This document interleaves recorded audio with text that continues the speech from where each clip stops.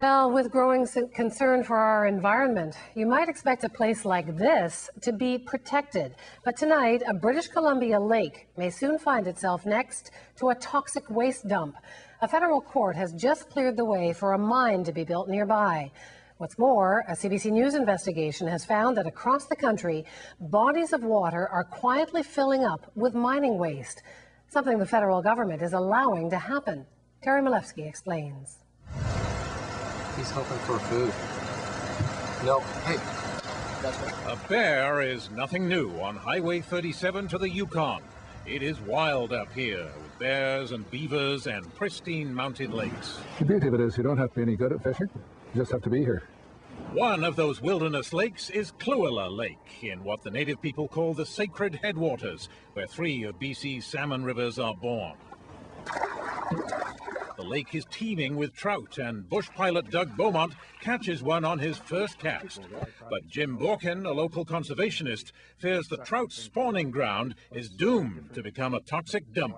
It's totally bizarre for the federal government to come here and say this Y-shaped valley up here is no longer fish habitat, it's no longer sacred headwaters, it's just a waste dump site. The valley just above Kluala Lake could indeed become a dump for toxic mine waste, because these hills are rich in copper and gold.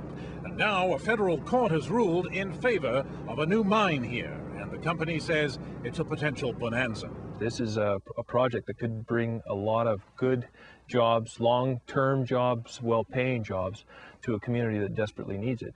Very few Canadians will ever see this lake or notice the loss of its fish if that's what happens.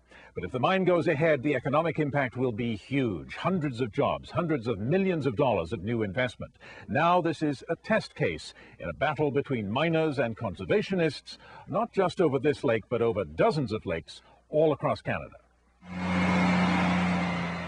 At the other end of the country in Newfoundland, a lake called Trout Pond is already filling up with toxic mine waste. And soon the same could happen to Sandy Pond near Long Harbour in the same province. The mining industry says lakes are a safe way to keep waste contained.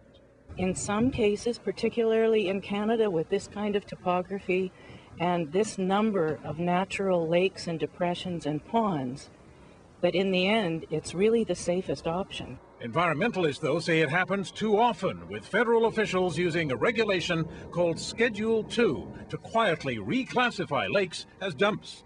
What people need to know, what Canadians need to know, is that this year, from March of 2008 till March of 2009, 8 lakes are going to be subject to being put on Schedule 2, which is just about every mine that's going to be going ahead within this coming year is looking around for the nearest lake to dump its mine waste into.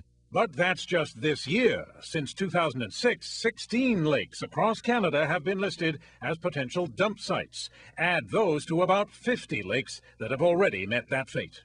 I mean, it's easy enough to consider one lake as just one lake and a needed sacrifice, right? But it's not one lake. You know, it's not one lake. It's a trend. It's an open season on Canadian water. Back in northern BC, local native leaders are nervous.